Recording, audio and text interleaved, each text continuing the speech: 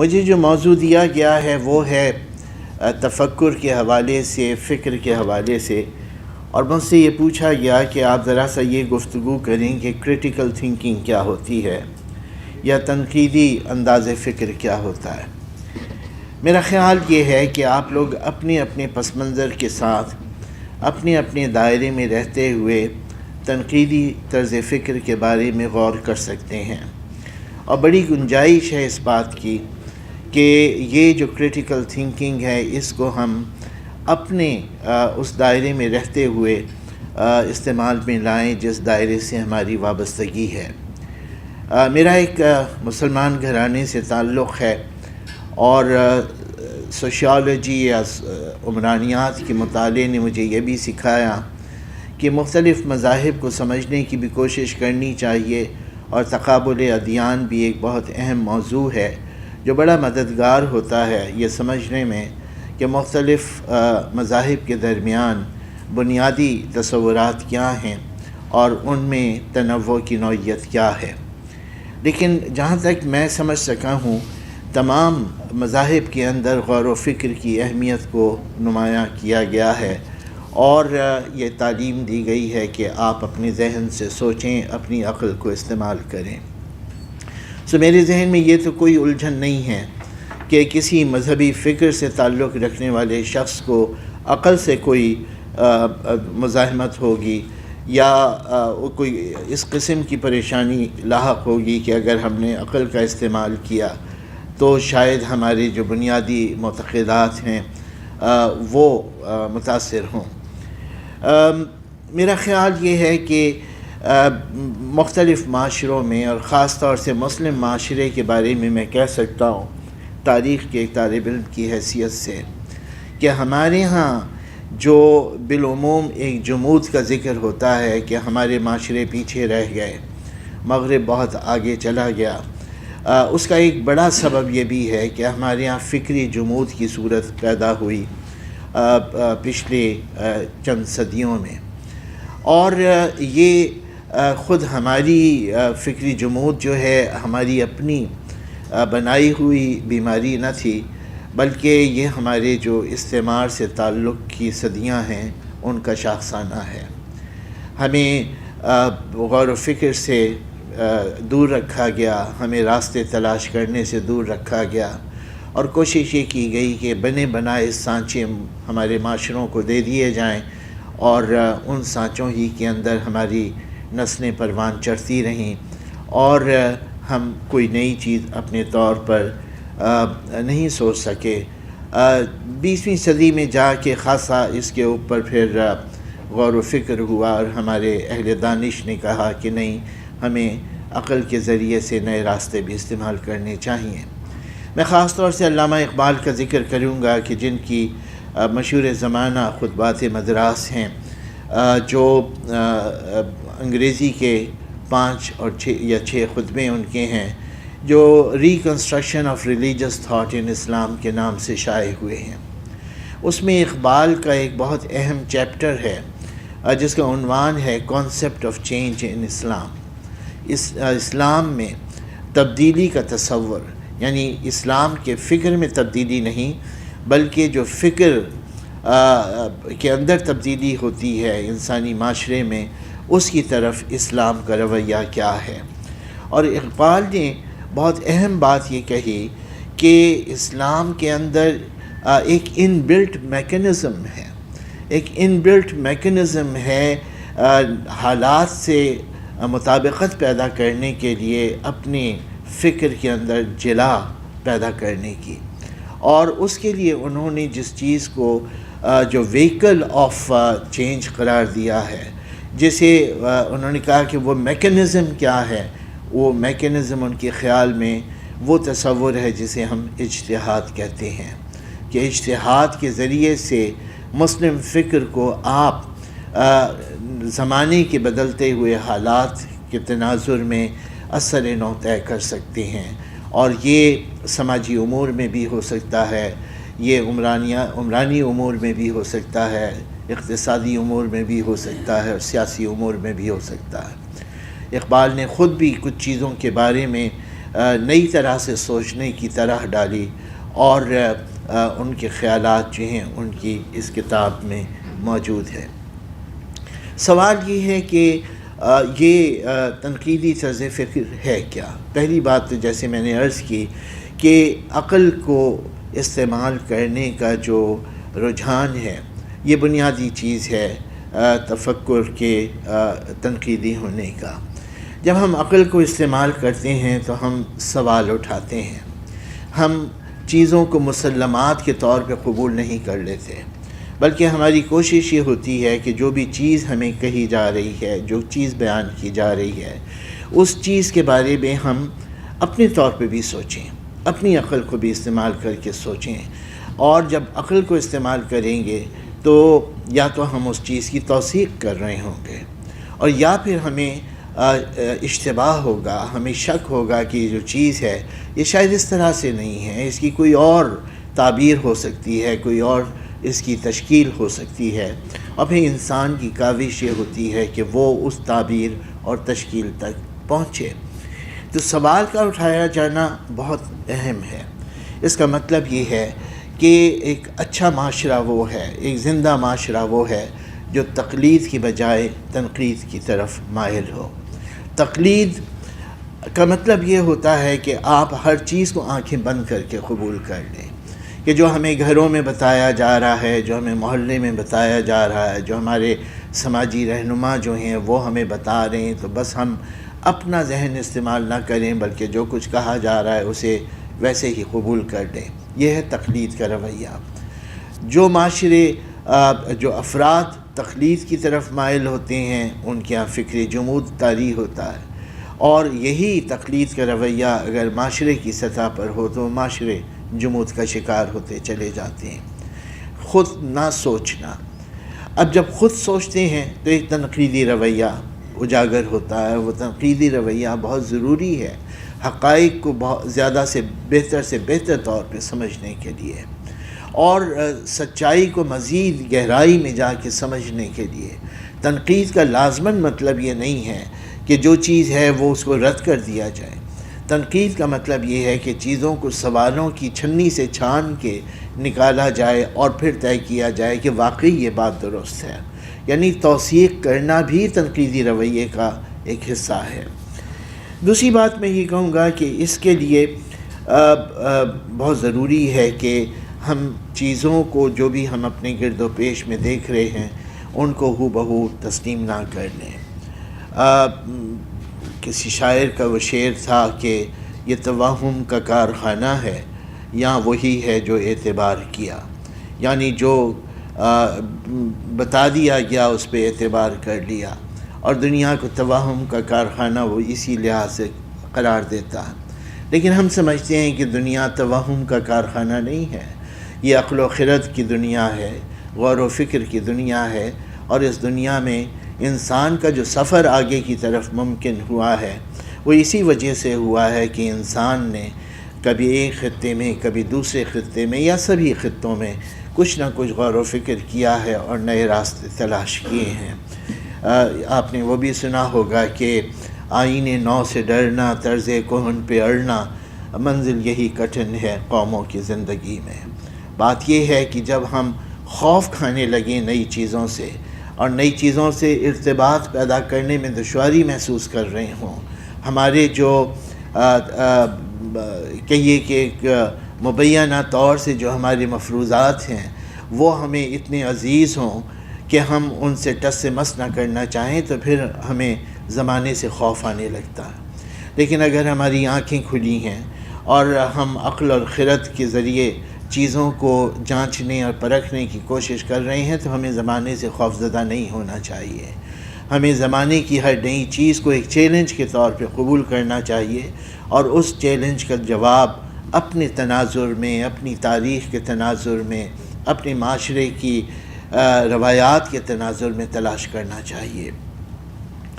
اب ایک critical thinking کے مراحل کیا ہو سکتے ہیں؟ ابھی تک تو میں نے ایک عمومی گفتگو کی، لیکن میں پھر اپنے آپ سے سوال پوچھتا ہوں کہ اگر میں کرٹیکل تھنکنگ یا تنقیدی نقطۂ نظر اختیار کرنا چاہتا ہوں تو اس کا راستہ کیا ہے، مانن اس کے طریقہ کار کیا ہو. تو شاید زیادہ بہتر ہو کہ ہم اسے مراحل میں سمجھنے کی کوشش کریں. اس کا پہلا مرحلہ تو یہ ہے کہ ہمیں مشاہدے کی عادت ڈالنی چاہیے. ہمیں چیزوں کو دیکھنا چاہیے، رک کے سمجھنا چاہیے. ایسا نہ ہو کہ بس ہم سرسری ہم جہان سے گزر جائیں، ورنہ آپ نے سنا ہی ہوگا کہ سرسری ہم جہان سے گزرے ورنہ ہر جا جہان دیگر تھا. یعنی آپ کسی چیز کو دیکھے بنا آگے بڑھ جائیں تو وہ چیز نہیں ہے آپ کے لیے، اور رک رک کے دیکھیں چیزوں کو تو چیزوں کو سمجھنے کا موقع ملے گا. برطانیہ کا ایک مشہور فلسفی تھے، کانٹ ان کا نام تھا. ان سے کسی نے کہا کہ آپ اپنے علاقے سے باہر ہی نہیں نکلتے ہیں، 8-10 سال ہو گئے آپ اپنے ایک مخصوص سے گاؤں سے باہر نہیں نکل رہے. تو انہوں نے کہا اس گاؤں میں اتنا کچھ ہے کہ اس کو دیکھ کے اس کو سمجھ لوں تو اس کے باہر نکلوں. تو میں یہ نہیں کہتا کہ ہم سب اپنے محلوں میں بند ہو جائیں، لیکن یہ ضرور ہے کہ آنکھیں کھول کے رکھیں اور دیکھیں کہ کیا ہو رہا ہے. چیزوں میں دلچسپی لینا بہت ضروری ہے، مشاہدہ کرنا چاہیے. اور جب آپ مشاہدہ کرتے ہیں تو ہر چیز سے کچھ نہ کچھ آپ سیکھ سکتے ہیں، کچھ نہ کچھ نتیجہ اخذ کر سکتے ہیں. آپ انسانوں سے ملیں گے تو انسانوں سے مل کے آپ کو بہت کچھ حاصل ہوگا. آپ حیوانوں کی دنیا کے اندر جا کے جانوروں کی دنیا کو پرکھنے کی کوشش کریں، ایسے ایسے نکتے آپ کے ذہن میں آئیں گے، مشاہدہ آپ کو بتائے گا.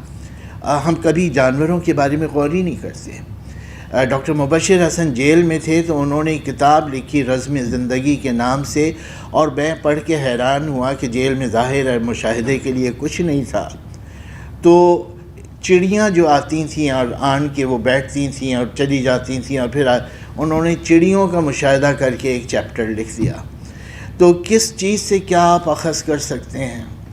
آپ جانوروں کے بارے میں غور کریں. بلکہ اب میں آپ سے شیئر کروں کہ جب ہم ٹیلی ویژن کے اپنے پروگراموں سے سخت کوفت کا شکار ہو رہے ہوتے ہیں تو ایک بہت دلچسپ مشغلہ یہ ہے کہ جانوروں کا پروگرام دیکھیں. ایک اینیمل پلانٹ کے نام سے ایک پروگرام چینل چلتا ہے.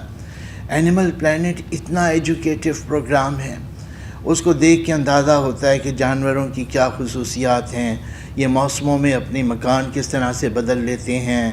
کوا جو ہے کبھی اکیلا جا کے کچھ کھانے کی کوشش نہیں کرتا، کچھ نظر اسے آتا ہے تو وہ کائیں کائیں کہیں کر کے 8-10 کوے اکٹھا کرتا ہے، پھر اس چیز کی طرف بڑھتا ہے. شیر کی عجیب و غریب خصوصیات ہیں.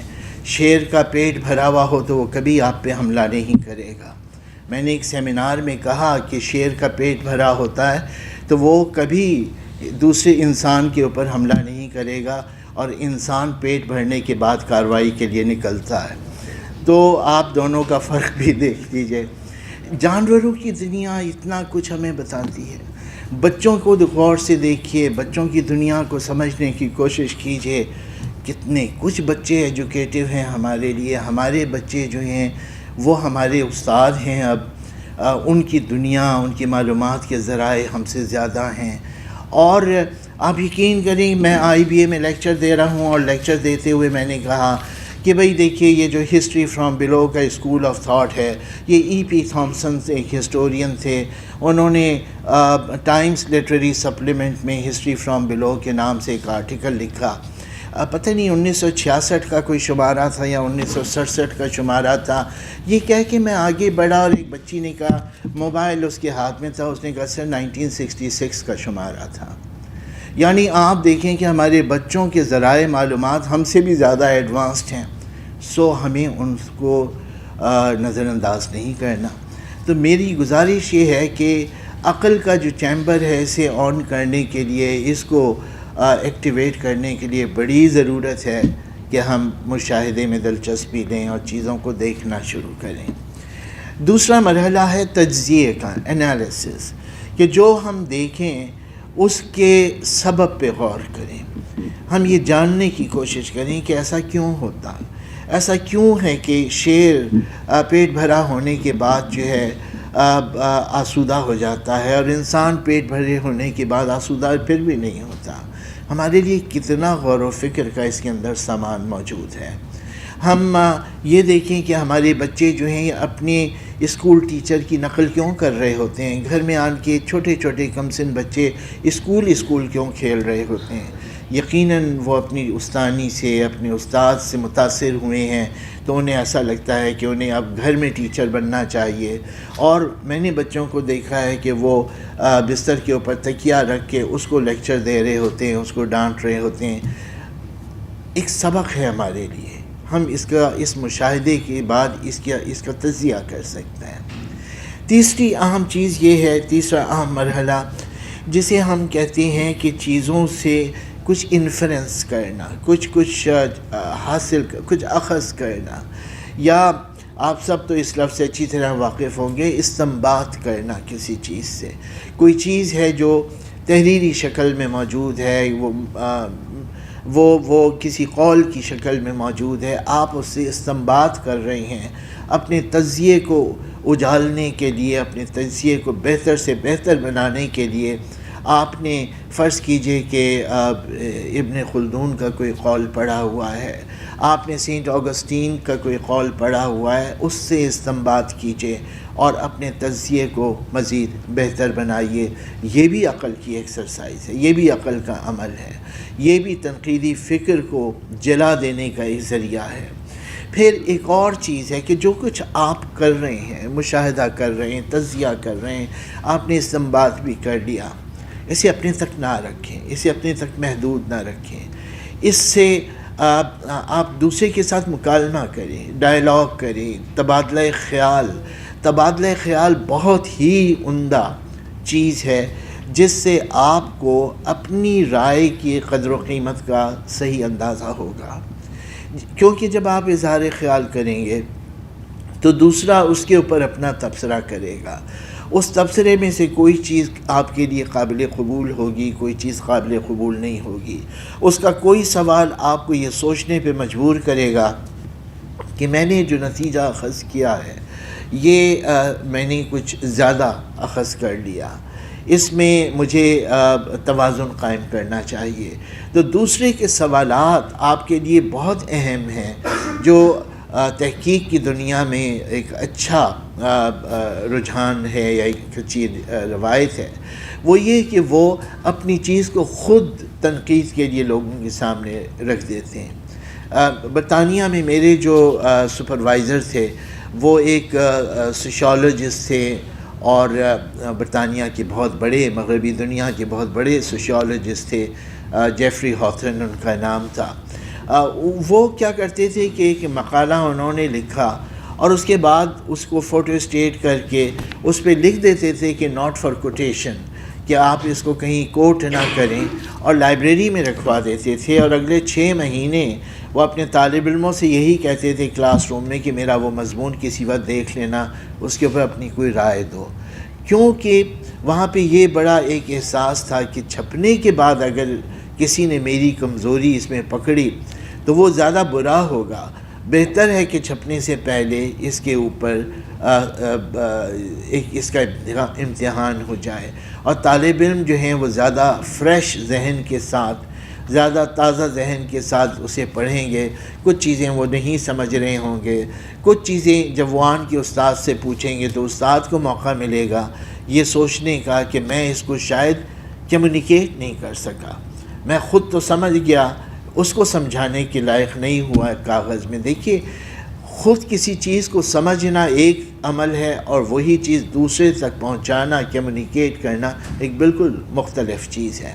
سمجھنے کا عمل مختلف مراحل سے گزرتا ہے، سمجھانے کا عمل ایک دوسرے سیٹ آف مراحل سے گزرتا ہے. تو ضروری نہیں ہے کہ کوئی شخص خود اپنی جگہ کسی چیز کو سمجھا ہوا ہے اور اپنی جگہ جسے ہم کہتے ہیں کہ کلیئرٹی آف تھاٹ اس کے اندر موجود ہے، وہ کلیئرٹی آف تھاٹ اس کے پڑھنے والے کو بھی مل جائے اس کا مضمون پڑھ کے، ضروری نہیں ہے. اس کے لیے اسے دوسری ایکسرسائز کرنی پڑے گی کہ جو اس کا پڑھنے والا ہے اس کی ضرورت کیا ہے، اس کے ذہن تک رسائی کیسے حاصل کی جانی چاہیے. تو یہ اسی وقت ہو سکے گا جب آپ اپنی بات کو دوسروں کے ساتھ شیئر کریں گے، اپنے مشاہدے، اپنے تجزیے کو، اپنے علم کو دوسروں کے ساتھ شیئر کریں گے، اور دوسرے جو ہیں اس کو نقد و جرح کا موضوع بنائیں گے، اور اس کے نتیجے میں جو چیز نکل کے آئے گی وہ ایک صحیح بہتر چیز ہوگی۔ یونانی اس کو ایک ڈائلیکٹیکل میتھڈ کہا کرتے تھے، اور ڈائلیکٹیکل میتھڈ سے مراد یہ تھی کہ کسی چیز کو لفظاً قبول نہ کر لیا جائے بلکہ اس پہ جرح کی جائے۔ افلاطون کی مشہور کتاب ہے ریپبلک کے نام سے، اس کے اندر طریقہ کار یہ وضع کیا ہے اس نے کہ ایک استاد ہے کلاس روم میں اور اس کے شاگرد ہیں۔ استاد اس نے اسی شخص کو بنایا ہے جو عملاً اس کا استاد تھا، یعنی سقراط جو ہیں کلاس روم میں ایک موضوع چھیڑ دیتے ہیں کہ بھئی آج ہم انصاف کے موضوع پہ گفتگو کریں گے، اور وہ ایک طالب علم سے کہتے ہیں کہ آپ بتائیں کہ انصاف کیا ہے۔ طالب علم نے کہا کہ جی میرے خیال میں انصاف یہ ہے۔ سننے میں بالکل ٹھیک لگا کہ یہ صحیح بتا رہا ہے، اور سقراط یہ کہے گا اس سے کہ بھئی تم نے بہت صحیح جواب دیا، بہت اچھی بات ہے، انصاف یہی ہے، لیکن دیکھو اس سے ایک پہلو یہ بھی نکلتا ہے، اس کا کیا حل ہو؟ وہ دوسرے طالب علم سے پوچھے گا، دوسرا طالب علم اس سوال کا جواب دینا شروع کرے گا، اور جب اس کا جواب ہوگا تو استاد کہے گا بہت عمدہ بھائی، بہت اچھی بات تم نے کہی، یہ سب صحیح ہے، لیکن پھر ایک اور پہلو یہ نکلتا ہے، اگر کوئی یہ سوال کرے تو اس کا کیا جواب ہو؟ تو تیسرا طالب علم پھر اس کا جواب دے گا۔ اب یہ میتھڈ ہے، یہ طریقہ کار ہے۔ اب افلاطون پہلے صفحے کی پہلی لائن میں اپنا نتیجہ نہیں دے رہا، وہ دے سکتا تھا، لیکن وہ اس نتیجے تک ہمیں اس ساری جرح کے ذریعے سے اور اس رد و قبول کے پورے عمل کے ذریعے سے ہمیں پہنچانا چاہ رہا ہے، اور وہ پہنچاتا ہے۔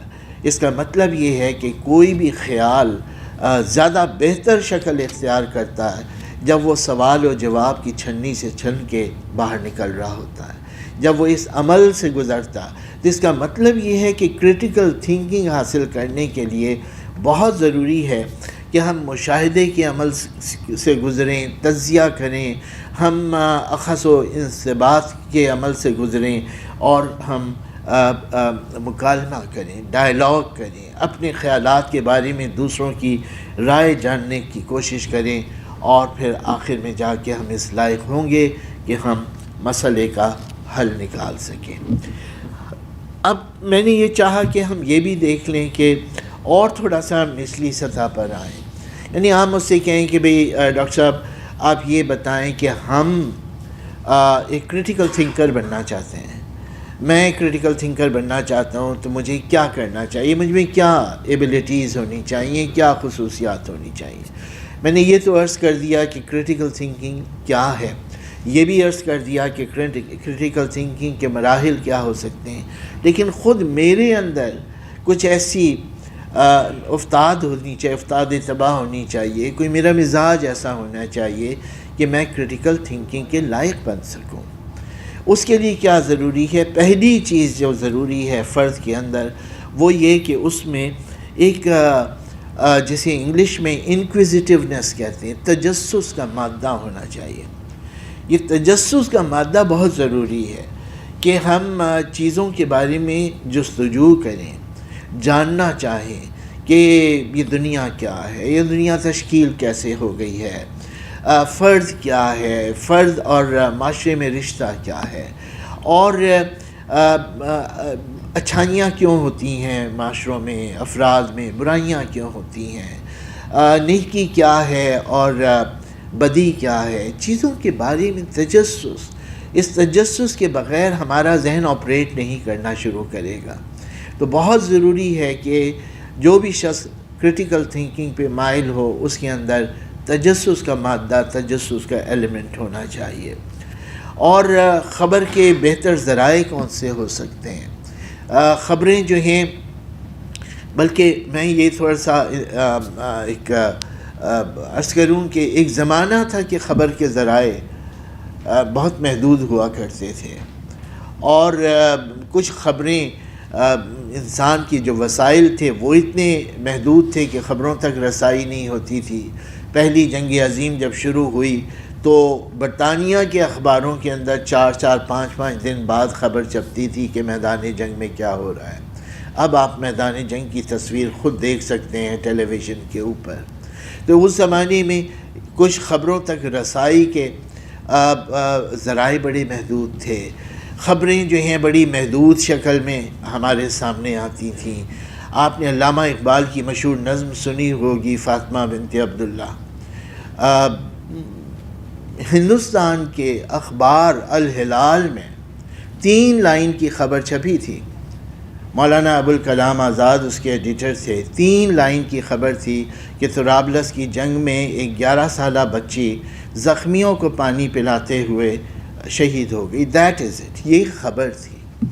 اب آپ سوچیں کہ اس شاعر کی داد دیجئے کہ اس نے اس 3 لائن کی خبر کے اوپر اردو کی وہ نظم لکھی جو اس شاعر کی بھی 2-3 بہترین نظموں میں سے ایک نظم ہے، فاطمہ تو آبروئے امت مرحوم ہے، ذرہ ذرہ تیری مشت خاک کا معصوم ہے۔ کلاسیکل نظم اور اس شاعر کی داد آپ ضرور دیجئے۔ لیکن آپ جو بات اس وقت میں عرض کر رہا ہوں وہ یہ کہ معلومات کے ذرائع کتنے محدود تھے، وہ زمانہ ایک تھا۔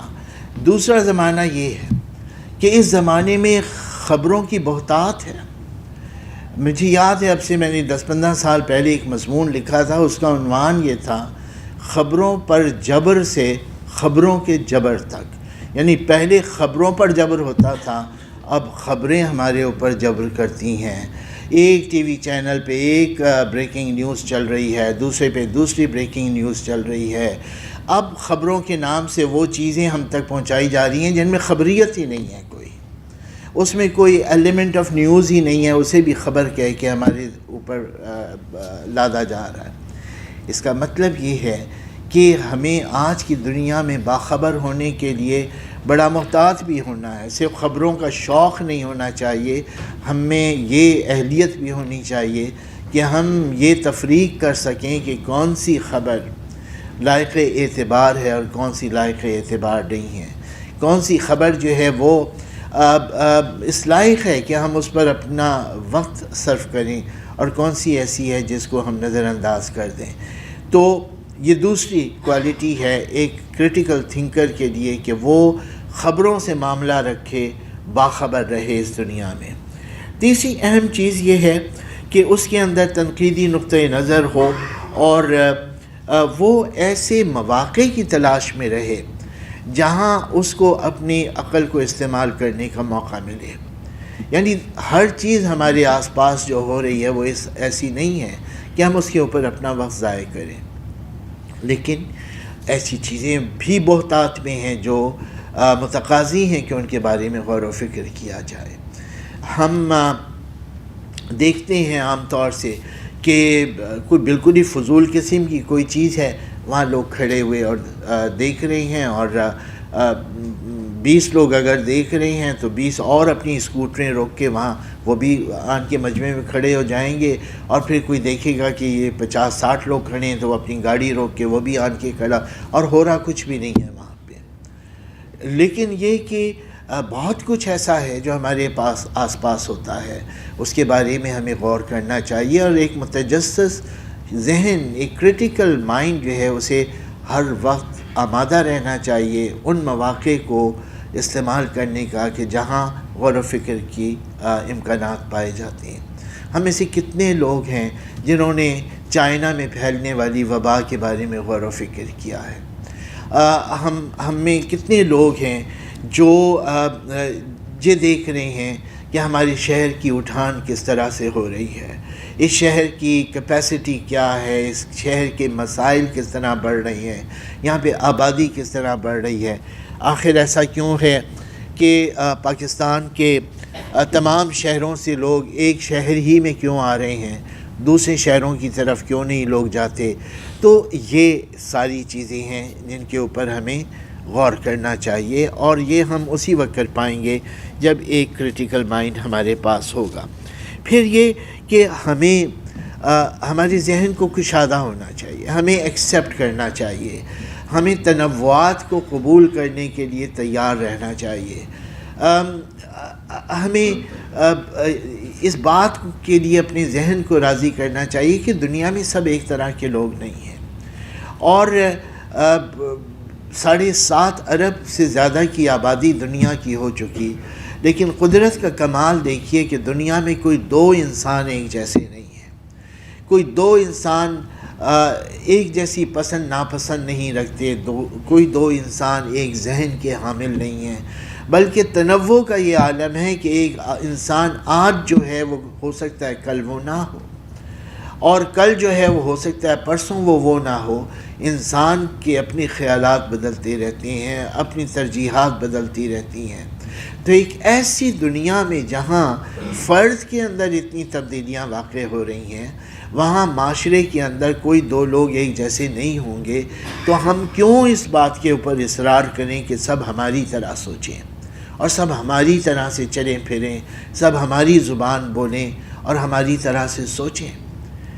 دیکھیے ہماری سوسائٹی میں ایک بہت بڑا مسئلہ ہے، جو میں سیاسی پلیٹ فارمز پہ یہ بات کہتا ہوں، اور ان پلیٹ فارمز میں وہ بھی شامل ہیں جہاں ہماری عسکری اداروں کے لوگ بیٹھے ہوتے ہیں۔ میں وہاں یہ کہتا ہوں کہ دیکھیے ہمیں یونیفارمٹی اور یونٹی کے درمیان فرق کرنا ہوگا، ہمیں یکسانیت میں اور اتحاد میں فرق کرنا ہوگا۔ اتحاد ایک الگ چیز ہے، یکسانیت ایک دوسری چیز ہے۔ یونیفارمٹی ایک چیز ہے اور یونٹی ایک اور چیز ہے۔ یونیفارمٹی بعض اداروں میں اچھی قدر کے طور پہ قبول کی جاتی ہے، مثلا فوج کے اندر یونیفارمٹی ایک اچھی چیز ہے، سب ایک جیسا لباس پہنتے ہیں، سب لیفٹ رائٹ کرتے ہیں، لیفٹ کرتے ہیں تو لیفٹ ٹانگ آگے جاتی ہے، رائٹ کرتے ہیں تو رائٹ ٹانگ آگے جاتی ہے، سب کے لباس ایک جیسے ہیں، ان کے پروٹوکولز ہیں جس کے مطابق سب ایک طرح چلتے ہیں، اور ان کو ایسا لگتا ہے کہ یونیفارم ہونے کا مطلب، یکساں ہونے کا مطلب متحد ہونا ہے۔ ان کے ادارے کی جو اقدار ہیں اس کے لحاظ سے وہ درست ہے، لیکن سول اداروں کے اندر، معاشرے کے اندر یونیفارمٹی کوئی بہت اچھی چیز نہیں ہے، اس لیے کہ ہر ایک کی اپنی اپنی طبع ہے، اپنا مزاج ہے، اپنے چوائسیز ہیں۔ کس کو سوٹ پہننا اچھا لگ رہا ہے، کسی کو شیروانی پہننا اچھا لگتا ہے، کوئی جیکٹ پہننا پسند کرتا ہے، کسی کو ایک رنگ کا لباس پسند ہے، کسی کو دوسرے رنگ کا لباس پسند ہے۔ تو ہمیں شہری معاشرت کے اوپر یکسانیت کو تھوپنا نہیں چاہیے، ہمیں اتحاد کی بات ضرور کرنی چاہیے، اور اتحاد کیا چیز ہے؟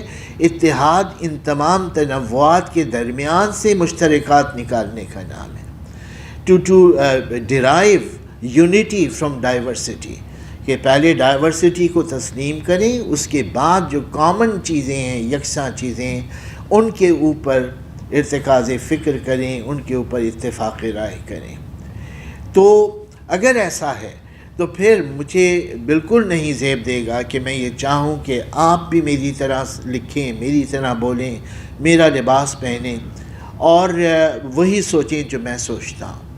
ایک دفعہ اگر ہمارے معاشرے کے اندر یہ جو تنوع ہے، اس تنوع کی قبولیت پیدا ہو جاتی ہے، تو یہ معاشرہ ایک طرف تو بہت پرامن معاشرہ بن جائے گا، اور دوسری طرف یہ معاشرہ بہت ترقی کرے گا، بہت آگے جائے گا۔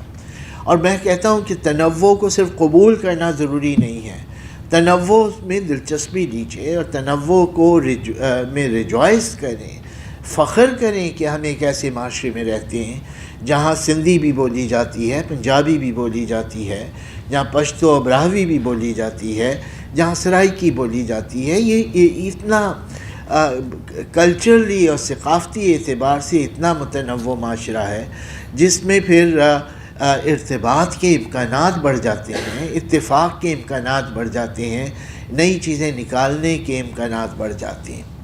اور وہ معاشرے جو ایک ہی طرح کے معاشرے ہوتے ہیں، جو بہت زیادہ ہوموجنس معاشرے ہوتے ہیں، وہ کوئی بہت زیادہ ترقی نہیں کرتے۔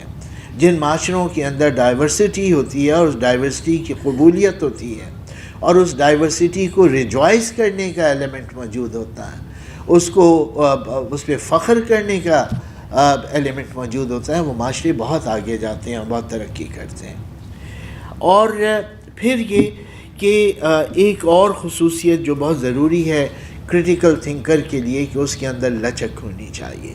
لچک یہ ہونی چاہیے کہ وہ اپنی خامیوں کو بھی قبول کرنے پہ آمادہ ہو، اور وہ یہ دیکھے کہ خود میرے نقطۂ نظر کے اندر بھی کچھ کمزوریاں تو نہیں ہیں، اور بہت ساری کمزوریاں ہوتی ہیں ہمارے نقطۂ نظر کے اندر۔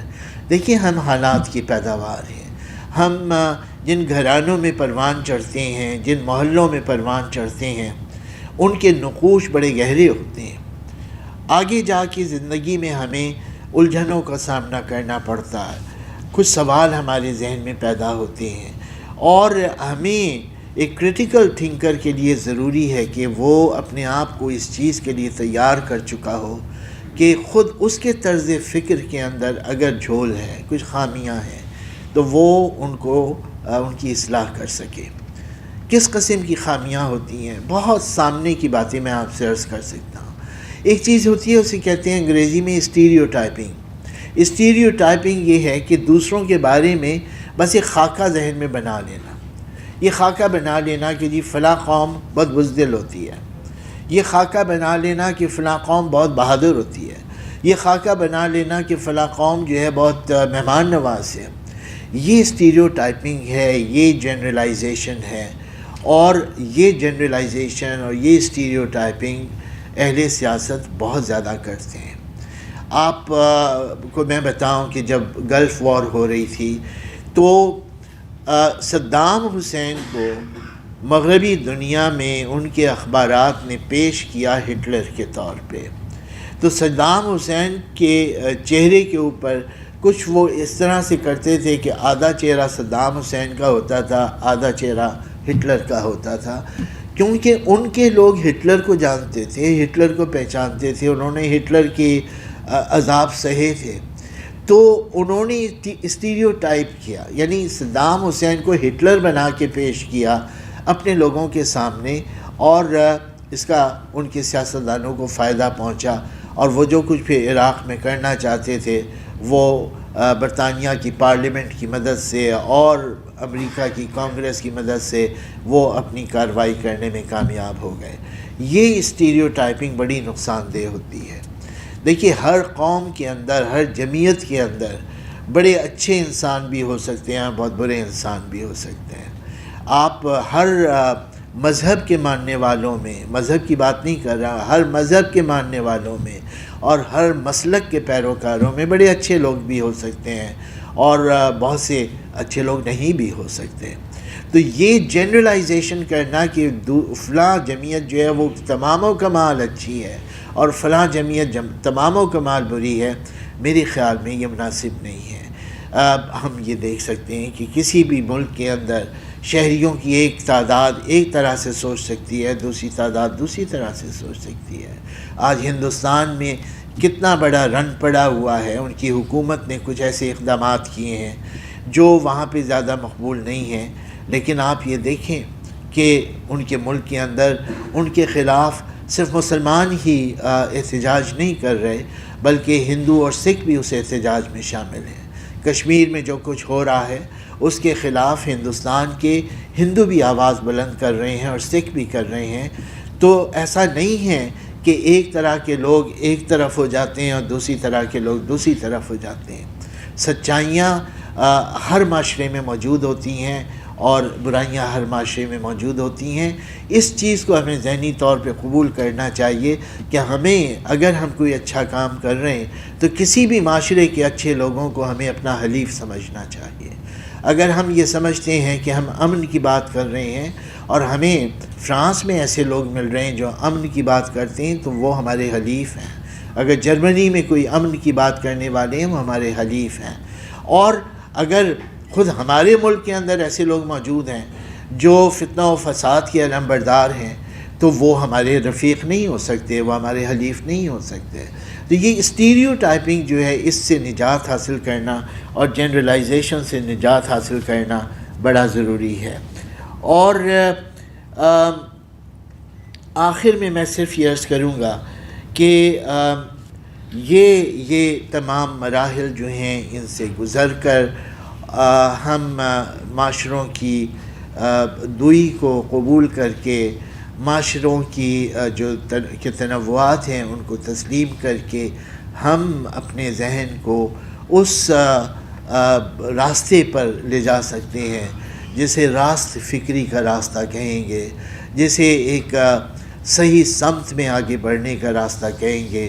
اور یہ ذہن جوں جوں تیار ہوتے جائیں گے ہمارا معاشرہ بھی بہتر معاشرہ بنتا جائے گا، اور کسی اور معاشرے میں بھی ان جو مراحل ہیں اور جو یہ طریقہ کار ہے اس کو اختیار کیا جائے گا وہ بھی بہتر معاشرے بنیں گے.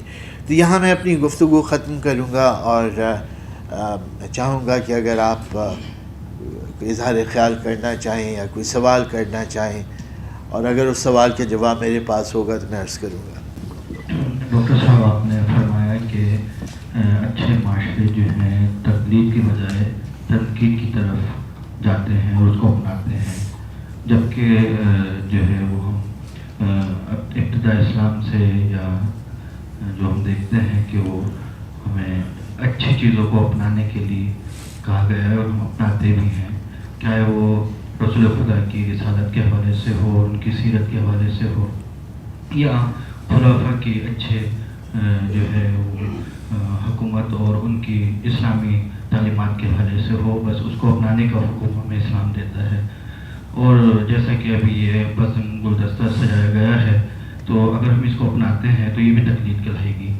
تو بجائے اس کے کہ ہم یہ کہیں کہ تقلید کو چھوڑ کر اور صرف تنقید کی طرف جائیں، تو اچھے معاشرے جو ہے وہ ترقی، خوشحالی اور کامیابی کے لیے تقلید کی جگہ پر تقلید کو اپناتے ہیں اور تنقید کی جگہ پر تنقید کرتے ہیں. تو ان دونوں چیزوں کو کر لیں تو کیا ان چیزوں کی تقلید بھی کرتے ہیں، اس کے ساتھ بھی تنقیدی رویہ اختیار کریں، اس کو ویریفائی کریں. اور جب آپ تنقیدی رویہ اختیار کریں گے تو جن چیزوں کی تقلید آپ کر رہے ہیں ان میں سے بہت ساری چیزوں کی توثیق ہو رہی ہوگی. تنقید کا مطلب مخالفت کرنا نہیں ہے یا رد کرنا نہیں ہے. بڑی ہی خوبی کے ساتھ تنقیدی فکر کے اوپر اور ایک تنقیدی ذہن کے اوپر آپ نے گفتگو کی. اجتہاد کے بارے میں آپ نے بتایا. میں چاہوں گا کہ اجتہاد ایک جو ناقد ہوتا ہے اس کے نزدیک کتنی اہمیت کا حامل ہونا چاہیے، اور اجتہاد کے اوپر تھوڑی سی گفتگو کیجیے گا. وضاحت. میں ایک بالکل طالب علم کی حیثیت سے جس طرح چیزوں کو میں نے سمجھا ہے وہ یہ کہ اجتہاد بھی کوئی ایک اسٹیگننٹ چیز کا نام نہیں ہے. اجتہاد بھی ایک ڈائنامک چیز ہے، اور علامہ اقبال کو آپ پڑھیں تو وہ اس چیز کو اور زیادہ وضاحت سے آپ کو سمجھائیں گے کہ اجتہاد کا ڈائنامک ہونے کا کیا مطلب ہے. یعنی یہ کہ ایک پروسیس کا نام اجتہاد ہے، صرف ایک اقدام کا نام اجتہاد نہیں ہے. آج آپ وہ اقدام کر لیجئے، کل ہو سکتا ہے بدلے ہوئے حالات میں آپ کو اس کو بھی ریوزٹ کرنا پڑے اور اس کو ایک نئی جلا دینی پڑے. تو اجتہاد کو بھی یہ نہ سمجھا جائے کہ یہ بس ایک ہو گیا تو ہو گیا. It's a continuous process, it's a living organism. یعنی اقبال سیز کہ یہ جو ہے یہ ایک ایسا ڈائنامک میڈیم ہے کہ اس کا ہر وقت زندہ رہنا ضروری ہے. وہ اپنی ان تمام ضروریات کے باوجود جو کہ میں نے بیان کی ہیں، بہرحال اپنے معاشرے سے، اپنے پس منظر سے، اپنی تاریخ سے مکمل طور سے آزاد نہیں ہو سکتی. ہم بہت زیادہ آبجیکٹیوٹی کی وکالت کرتے ہیں، بہت زیادہ معروضیت کی وکالت کرتے ہیں، اور میں اپنی تحقیق کے طالب علموں سے جو پی ایچ ڈی کے طالب علم آن کے بیٹھتے ہیں ان سے میں کہتا ہوں کہ بہترین تحقیق وہ ہے جو معروضی ہے. لیکن پھر میں یہ بھی انہیں بتاتا ہوں کہ کوئی چیز 100% معروضی نہیں ہو سکتی. میں شعوری طور سے پوری کوشش کروں گا چیزوں کو معروضی بنانے کی، لیکن میرا سماج پیچھے موجود ہے، میری تربیت پیچھے موجود ہے، ہمارا جو معاشرے میں سوچ بچار کا کلچر ہے وہ موجود ہے، پھر میری اپنی بائیولوجیکل کنڈیشننگ ہے جو اس کے اندر، میری ذہن کی اپنی تیاری اس کے اندر موجود ہے. تو ہر چیز کا کچھ نہ کچھ رول ہوتا ہے. باوجود ہماری کوشش ضرور ہونی چاہیے معروضی ہونے کی، لیکن ساتھ ساتھ ہمیں یہ بھی پتہ ہونا چاہیے کہ there is nothing in this world which is totally objective. Right, پہلی بات. دوسری بات یہ کہ کرٹیکل تھنکنگ آپ اگر اپنے عقائد کے حوالے سے اختیار کرتے ہیں تو آپ ڈرتے کیوں ہیں کہ اس کا لازمی نتیجہ یہ نکلے گا کہ ہمارے عقیدے کمزور پڑ جائیں گے. آپ کے عقیدے مضبوط بھی ہو سکتے ہیں, اور اس کی تو تعلیم دی گئی ہے, کہا گیا ہے کہ چیزوں کے بارے میں غور و فکر کرو. میں مطلب وہ پریسائز وہ احادیث شاید نہ بیان کر سکوں, لیکن مجھے معلوم ہے کہ کتنا غور و فکر کی تعلیم دی گئی ہے. اور نبی اکرم صلی اللہ علیہ وسلم کا جو اپنا کلچر تھا وہ تھا کہ وہ صحابیوں سے کہتے تھے کہ آپ مجھ سے سوال کریں, اور وہ سوالات بعض اوقات جو ہیں وہ اس نوعیت کے ہوتے تھے. شاہ ولی اللہ نے اپنی کتاب میں لکھا اور اس کو نقل کیا مولانا الطاف حسین حالی نے اپنے ایک مضمون میں, الدین الیسر کے نام سے وہ مضمون ہے ان کے مقالات حالی میں. اور واقعہ یہ درج کیا گیا کہ کچھ صحابہ نے نبی اکرم صلی اللہ علیہ وسلم سے آن کے یہ کہا کہ آپ سے رائے لی گئی تھی اور ہم نے آپ کو بتایا تھا کہ کھجور کی 2 نسلیں ہیں, ان کو اگر ہم جوڑ کے بناتے ہیں, اگاتے ہیں, تو جو نسل نکلے گی اس کی وہ زیادہ بہتر ہوگی. ہم نے یہ کیا لیکن ایسا تو نہیں ہوا, وہ تو پودا جل گیا. تو اب یہ اس میں مضمون میں لکھا ہوا ہے اور شاہ ولی اللہ کے حوالے سے لکھا ہوا ہے کہ نبی اکرم صلی اللہ علیہ وسلم نے کہا کہ یہ ایک ایسا مشورہ تھا جو میں نے آپ کو دیا تھا, اس کا کار نبوت سے کوئی تعلق نہیں ہے. تو اب یہ میں اس بحث میں نہیں پڑھوں گا, آپ سب لوگ علماء ہیں, آپ کو پتہ ہے کہ کون سی چیزیں کار نبوت کا حصہ ہیں, کون سی چیزیں ہیں جو بالکل سامنے کی دنیا داری کے معاملات میں کوئی فیصلے ہیں وہ کیے گئے. لیکن میں اس پورے واقعے سے یہ اخذ کروں گا کہ نبی اکرم صلی اللہ علیہ وسلم نے غور و فکر کو اور سوال کرنے کو روکا نہیں اور اس کی حوصلہ افزائی کی. تو بہت ساری باتیں ہیں جو غیر متعلق ہو چکی ہیں, irrelevant ہو چکی ہیں, لیکن جو باتیں ریلیونٹ ہیں ان چیزوں کو قبول کرنے میں بھی کوئی مذاقہ نہیں. یہی تنقیدی رویہ ہے. بہت بہت شکریہ.